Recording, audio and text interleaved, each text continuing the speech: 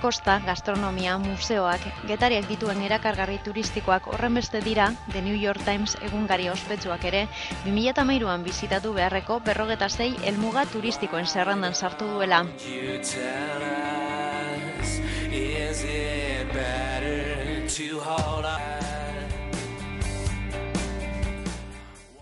Getariarentzat, baina baita ere Gipuzkoarentzat eta Euskal Herria osoarentzat, egindako lanaren onarpen bada, edo errekonozimendu bat.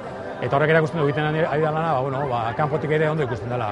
Eta Europatik bizitatzeko 56 leku garrantzitsuenen artean egotea Getaria oso esanguratsua da. Ameriketako Estatu Batuetako egunkariak idatzitako artikuluan besteak beste Getariako herri bizitza lasaiaren sarma eta txingarretan erretako arrainaren zaporea goraipatzen dira.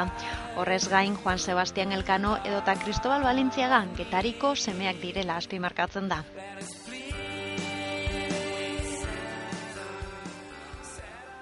Deula herri bizi bat, itxasotik azitikan, garai batetikan, otxura zarretatik datozten, itxas arrantza motak eta itxas herri bada, arrantza herri bada.